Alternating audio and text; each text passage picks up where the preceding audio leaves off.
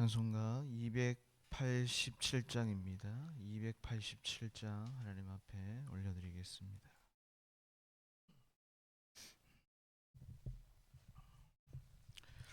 찬송가 287장입니다. 예수 앞에 나오면 죄사함 받으며 주의 품에 안기어 편히 쉬리라. 우리 주만 믿으며 모두 구원 얻으며 영생 복락 멸류관 확실히 받겠네. 예수 앞에 나와서 은총을 받으며 마음의 기쁨 넘치어 감사하리라. 우리 주만 믿으며 모두 구원 얻으며 영생 복락 멸류관 확실히 받겠네. 예수 앞에 설 때에 흰 옷을 입으며 밝고 빛난 내 집에 길이 살리라.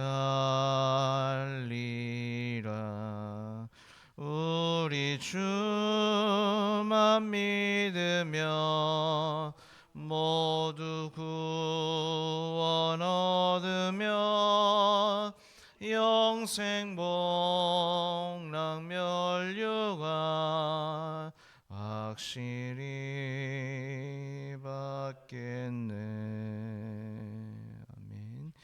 사도신경으로 신앙을 고백합니다. 나는 전능하신 아버지 하나님 천지의 창조주를 믿습니다. 나는 그의 유일하신 아들 우리 주 예수 그리스도를 믿습니다.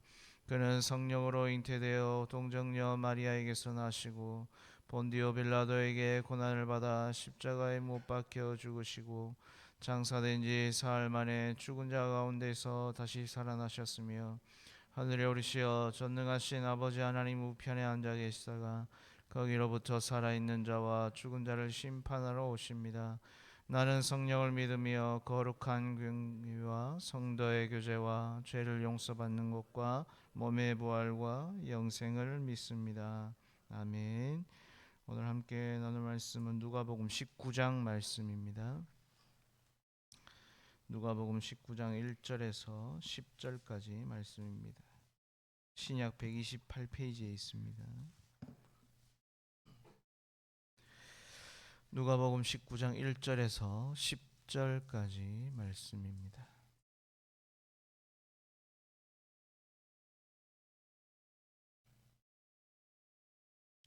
우리 한 절씩 교독하도록 하겠습니다. 제가 먼저 1절 읽겠습니다. 예수께서 여리고로 들어가 지나가시더라. 삭개오라 이름하는 자가 있으니 세리장이요 또한 부자라. 그가 예수께서 어떠한 사람인가 하여 보고자 하되 키가 작고 사람이 많아 할 수 없어 앞으로 달려가서 보기 위하여 돌 무화과 나무에 올라가니 이는 예수께서 그리로 지나가시길 되밀어라. 예수께서 그곳에 이르사 쳐다보시고 이르시되 삭개오야 속히 내려오라. 내가 오늘 네 집에 유하여야 하겠다 하시니 급히 내려와 즐거워하며 영접하거늘 무사람이 보고 수군거려 이르되 저가 죄인의 집에 유하러 들어갔도다 하더라. 삭개오가 서서 주께 여짜오되 주여 보시옵소서. 내 소유의 절반을 가난한 자들에게 주겠사오며 만일 누구의 것을 속여 빼앗은 일이 있으며 내 갑절이나 갚겠나이다. 예수께서 이르시되 오늘 구원이 이 집에 이르렀으니 이 사람도 아브라함의 자손이미로다. 인자가 온 것은 잃어버린 자를 찾아 구원하려 함이니라. 아멘.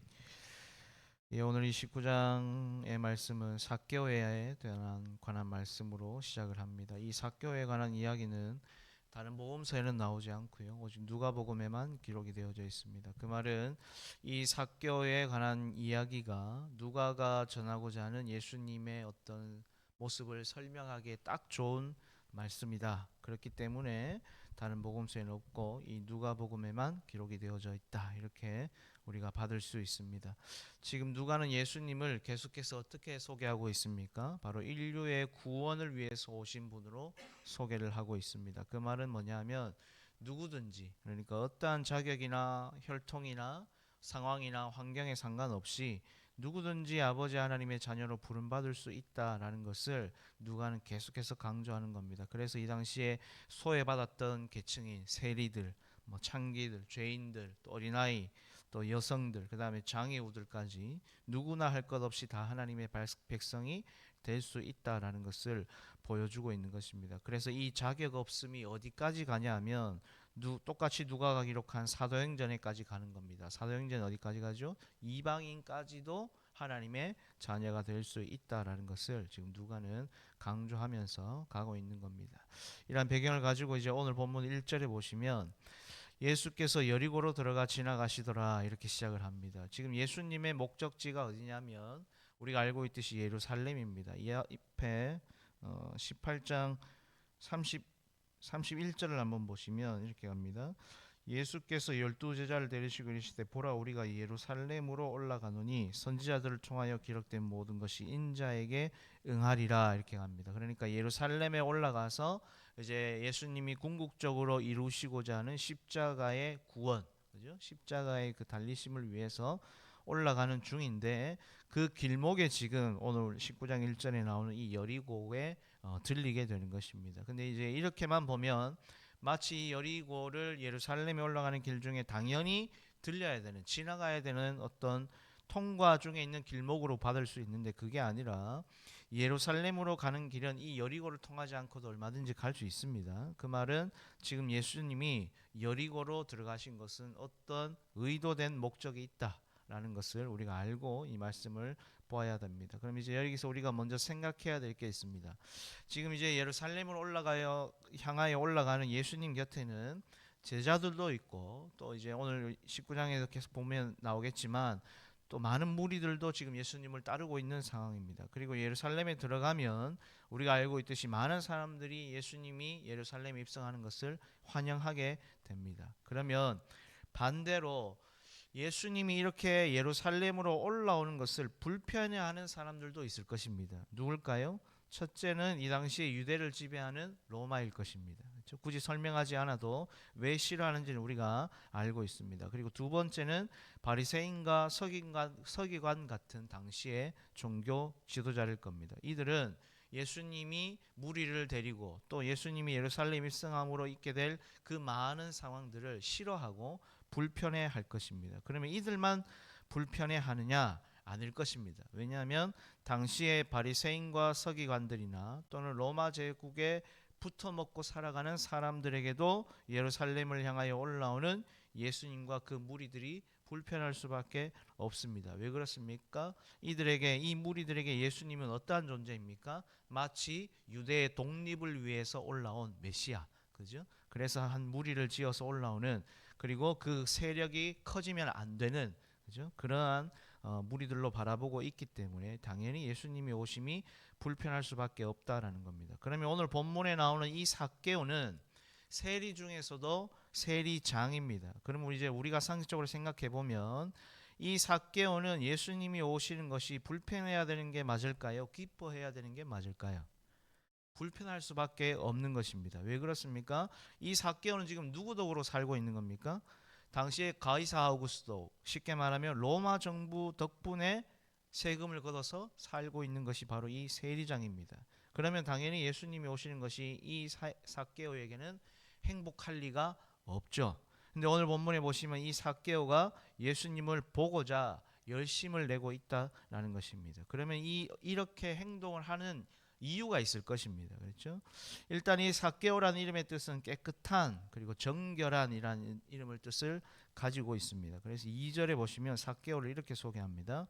삭개오라 이름하는 자가 있으니 세리장이요 또한 부자라라고 해서 삭개오를 설명합니다. 자, 세리 중에서도 세리장인데 부자다라는 것은 그만큼 지금 이 삭개오가 열심히 자기 동족과 민족에 대해서 몹쓸 짓을 많이 했다라는 것을 암시하는 겁니다. 안 그래도 세리장이면 부자일 텐데 또 굳이 부자라고 설명을 덧붙였다는 것은 뭐냐면 착복한 돈이 그만큼 많다라는 겁니다. 누구 편에 서서? 로마 입장에 서서. 그렇죠?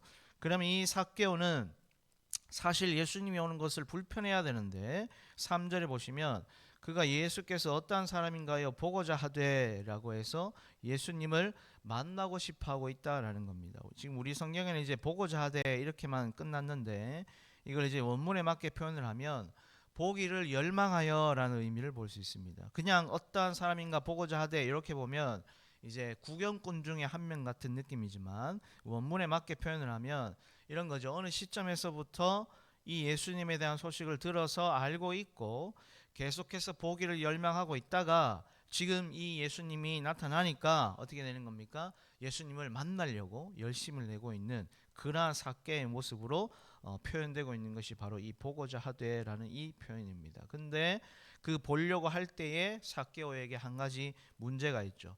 일단 크게 두 가지 문제가 오늘 본문 속에 나오는데 첫 번째 이 삭개오의 가장 큰 그 예수님을 보려고 할 때 큰 문제는 뭐냐? 키가 작다라는 문제입니다. 이 키가 작다라고 하는 이 단어는 미크로스라고 나오는데 이 미크로스라는 단어에서 우리가 알고 있는 마이크로소프트 할 때 마이크로라는 단어가 파생이 됩니다. 미세 입자라는 뜻이죠. 무슨 말이냐면 삭개오의 키가 작다는 것은 당시에는 장애로 인정이 되어질 정도로 너무 작았다라는 것입니다. 이 당시에 유대 시대에는 1m 40 이하를 기준으로 생각을 해서 그 아래로 가면 상당히 작은 것으로 여겼는데 이 삭개오는 그것보다 더 작았을 것이다. 이렇게 신학자들이 유추를 합니다. 그러니까 이 키의 장애로 인해서 사람들이 많으니까 당연히 볼 수가 없죠. 그래서 이 삭개오가 어떻게 합니까? 4절에 보시면 앞으로 달려가서 삭개오의 열망이 나타나는 겁니다. 앞으로 달려가서 보기 위해서 어떻게 합니까? 돌무화과 나무, 우리가 이제 종종 뽕나무라고 하죠. 이 나무에 올라가게 되고 마침 예수님이 그쪽으로 지나가게 되는 것처럼 보이는데 사실 어쨌든 놀라운 일이 일어납니다. 5절 6절에 보시면 예수께서 그곳에 이르사 쳐다보시고 이르시되 삭개오야 속히 내려오라 내가 오늘 네 집에 유하여야 하겠다 하시니 급히 내려와 즐거워하며 영접하거늘 이렇게 되는 겁니다. 지금 삭개오가 자기가 그토록 어느 시점에서부턴가 예수님 보기를 갈망하고 열망했던 그분이 자기를 바라보며 여러분 이름을 불러주고 있습니다. 그냥 내려오라는 게 아니고 삭개오야 내려오너라 이렇게 말합니다.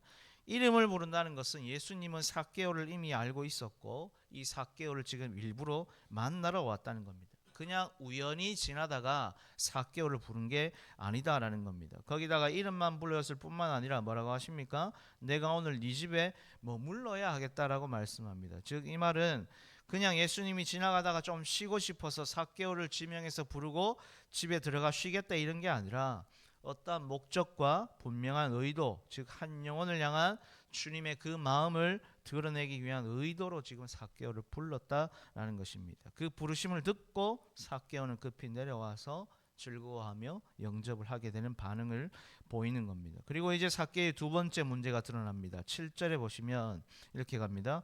뭇사람이 보고 수군거려 이르되 저가 죄인의 집에 유하러 들어갔도다 하더라 이렇게 됩니다. 지금 삭개오가 예수님을 만남에 있어서 첫 번째 문제는 키였는데 두 번째는 바로 이 사람들이 문제입니다. 뭐냐면 지금 예수님을 따르는 무리들과 모여있는 군중들이 삭개오를 뭐라고 부르냐면 저가 죄인의 집에 유하여 들어가겠다라고 해서 삭개오를 죄인으로 취급하고 있다라는 것입니다. 즉 예수님이 삭개오를 죄인으로 취급하는 것이 아닙니다. 이 당시에 사람들이 바로 삭개오를 죄인으로 규정하고 있다라는 것입니다. 왜 세리가 죄인이고 어떠한 취급을 받았는지는 지난 수요일에 세리마태에 관한 말씀을 가지고 제가 잠시 나누었습니다. 왜 이런 인식이 생겼느냐? 여기 시대적 배경이 있습니다. 뭐냐면 알렉산더의 이제 그리스가 로마에 의해서 멸망을 당할 때에 놀라운 일이 일어났습니다. 그리스라는 나라는 멸망했는데 그리스의 헬레니즘 문화는 오히려 살아남아서 로마에 엄청난 영향력을 끼치게 됩니다. 그러면 당연히 로마의 속국이었던 유대 사회에도 헬레니즘 문화는 깊게 들어올 수밖에 없는 겁니다. 그러자 이 당시 하나님 말씀에 열심을 가졌던 바리새인들이 생각을 하다가 한 가지 결단을 합니다. 뭐냐면 이러다가는 저 헬레니즘 문화에 우리 이 유대 민족성을 잃어버리겠다 싶으니까 자기들의 거룩과 구별을 드러내기로 마음을 먹습니다. 어떻게 보면 의도는 좋은 것이죠. 그런데 그런 자신들의 거룩과 구별을 명확하게 드러내기 위해서 뭐가 필요하냐면 희생양이 필요합니다. 그 희생양이 누구입니까? 이 당시에 민족의 피를 빨아먹는 세리들, 그 다음에 몸을 팔았던 창기들, 그리고 병에 걸린 자들, 몸에 장애가 있는 이런 집단들을 전부 다 저주받은 집단이라고 해서 우리는 너희와 달라, 우리는 하나님의 은혜를 받았기 때문에 너희 같은 문제가 없어라고 해서 죄인으로 규정을 하게 되는 것입니다. 이것은 그 당시 사회 통념상이었고, 이것은 바리새인과 서기관들 같은 이 당시의 종교 지도자들이 자기들의 구별을 드러내기 위해서 일부러 이렇게 만든 것입니다. 그래서 여러분 이 앞에 18장 그 9절을 한번 보실까요? 9절에 보시면 이렇게 가죠. 또 자기를 의롭다고 믿고 다른 사람을 멸시하는 자들에게 비유로 말씀하시되, 이 말씀이 왜 나오냐 하면 바로 이 표현 때문에, 이 이유 때문에 나오게 된 것입니다. 그럼 다시 오늘 본문으로 돌아와서 지금 이제 이 예수님이 삭개오의 집에 들어가는 것을 보면서 사람들이 죄인의 집에 들어가겠다라고 수군거리자 8절에 삭개오가 이제 놀라운 반응을 보이게 되는 겁니다. 보시면 삭개오가 서서 주께 여짜오되 주여 보시옵소서, 내 소유의 절반을 가난한 자들에게 주겠사오며 만일 누구의 것을 속여 빼앗은 일이 있으면 몇 갑절이나 네 갑절이나 갚겠나이다, 이렇게 고백을 하게 됩니다. 여기 지금 두 가지 표현이 나오는데 주겠사오며 할 때 주다라는 디도미, 그 다음에 갚겠나이다, 그죠? 갚겠나이다, 아포디도미라고 하는데 이 두 가지 단어가 나옵니다. 근데 이 단어들은 이제 이 단어들을 가지고 우리가 이제 이 8절의 말씀을 보면 이렇게 생각할 수 있습니다. 앞으로 이제 이 삭개오가 이렇게 살아가겠습니다. 마치 예수님을 지금 만났기 때문에 앞으로 이렇게 살 것을 결단하는 것처럼 보이기도 하는데, 또 하나의 해석이 뭐냐면 이것은 습관적 현재형이라고 합니다. 이게 뭐냐면 해석이 이렇게 되는 겁니다. 주어 왔사오며 그 다음에 갚아 왔사오며 이렇게 되는 겁니다. 이게 무슨 말이냐면 지금까지 이 삭개오는 어떠한 시점에서부터 이러한 행동을 계속해서 해온 것입니다. 왜 이런 해석이 가능하냐 하면 지금까지 보아온 이 삭개오의 행동, 그 다음에 예수님과 그 무리들을 향한 호의적인 반응, 왜 이렇게 할 수밖에 없었느냐, 이미 삭개오는 어느 시점에서부터 예수님에 대해서 알았고 들은 것입니다. 그래서 지금 죄인으로 규정되었던 자기의 삶에 변화를 가져온 것입니다. 즉 당시 사회로 보면 지금 삭개오는 예수님을 향한 호의적인 반응이 나오면 안 되는데 어느 시점부터 예수님에 대한 소문을 듣고 보기를 열망했고 또 복음을 어느 순간 들음으로 비록 사람들이 경멸하는 죄인의 어떤 세리장으로 살고 있었지만 갚아왔고 주어왔다는 이 변화된 삶을 살아왔다라는 것을 바로 예수님과 지금 사람들 앞에서 이 8절의 고백을 통해서 당당하게 이야기를 하고 있는 것입니다. 이것은 이 앞에 18장에 나오는 부자 청년과는 완전히 대조되는 장면을 지금 누가가 의도적으로 보여주는 겁니다. 부자 청년은 뭐였습니까? 영생을 위하여 무엇을 해야 되는지를 묻던 이 부자 청년은 예수님을 선생님이라고 부르면서 결국에는 자기가 가진 물질을 포기하지 못했죠. 그리고 등을 돌리면서 돌아갔지만 오늘 이 삭개오는 8절에 뭐라고 합니까? 삭개오가 주께 여짜오되 누구요? 주여 보시옵소서. 그죠? 즉 모든 것의 주인 되시는 예수님, 주님 보십시오. 제가 어느 순간부터, 즉 복음을 듣는 순간부터 착지했던 모든 것들을 다 주어왔고 갚아왔습니다라고 고백을 하고 있다라는 것입니다. 일단 여기 네갑절이라고 나오는데 이 부분은 레위기 말씀에는 나오지 않습니다. 근데 출애굽기 22장에 가면 양 한 마리를 도둑질하며 양 네 마리로 갚는다는 배상의 법이 나옵니다. 아마도 그 법을 말하지 않았을까 유추를 합니다. 그렇다면 문제는 뭐냐? 이 삭개오는 언제 어떻게 이 복음을 듣고 이 삶을 살아왔을까 하는 점입니다. 이 점은 이 앞에 우리 한번 펴보실까요? 누가복음 3장 한번 보시면 세례 요한이 이제 세례를 주는 장면인데 우리가 알고 있듯이 세례 요한은 예수님이 앞서 보낸 자로 이제 와서 어떻게 하고 있습니까? 예수님이 오실 것을 이제 예언을 하면서 세례를 베푸는데 3장 12절 13절 보십시오.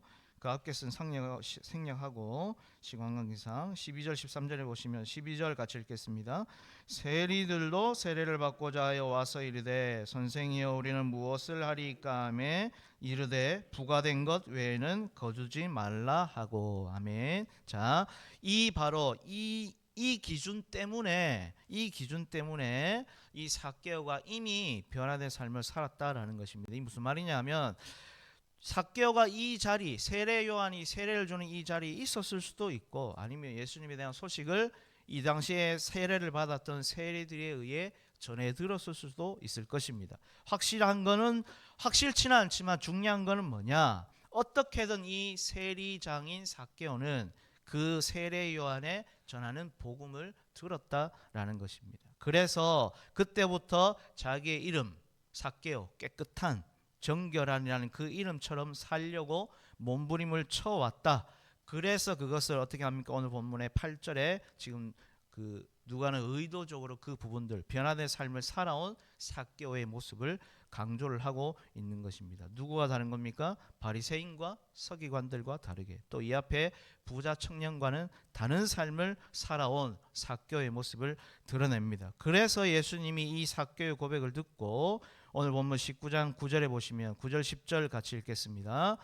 예수께서 이르시되 오늘 구원이 이 집에 이르렀으니 이 사람도 아브라함의 자손이미로다. 인자가 온 것은 잃어버린 자를 찾아 구원하려 함이니라. 아멘. 이 말씀을 통해서 이제 삭개오의 본질이 죄인이 아니라 아브라함의 자손이라고 선포하심과 동시에 구원받은 하나님의 백성이 되었다라는 것을 어떻게 합니까? 많은 사람들 앞에서 선포하게 되는 것입니다. 그래서 지금 누가는 이 잃어버린 자를 찾아오는 이 장면을 15장부터 꾸준히 한 가지의 주제로 끌고 오는 것입니다. 잃어버린 양, 잃어버린 드라크마, 잃어버린 아들을 다시 찾아가는 이 세 가지 비유를 시작으로 결국 너희가 말하는 죄인은 내가 잃어버렸던 내 백성이고 진짜 죄인은 누구냐? 너희라는 겁니다.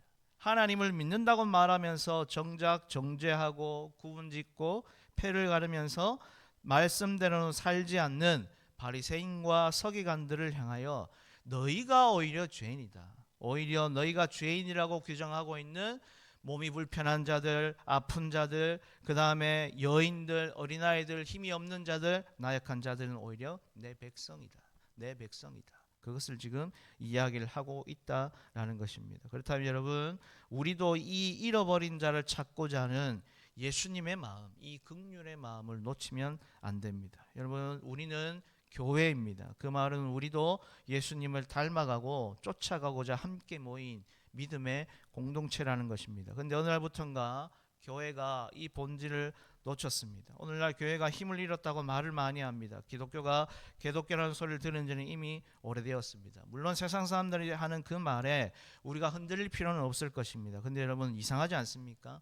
메가처치가 세상의 그 어떤 나라보다 많은 교회가 우리 한국 교회입니다. 전 세계 어디를 가도 뒤처지지 않을 정도로 많고 훌륭한 설교자들에 의해서 날마다 풍성한 말씀이 선포되어지고 있는데 놀랍게도 힘은 잃어갑니다. 왜 그럴까요? 말씀은 있으나 사랑은 없기 때문에 그런 겁니다. 말씀은 있지만 그 안에 주님이 원하시는 긍휼의 마음은 없는 겁니다. 오늘날부터 교회도 예수님의 마음이 아니라 다른 것을 자랑합니다.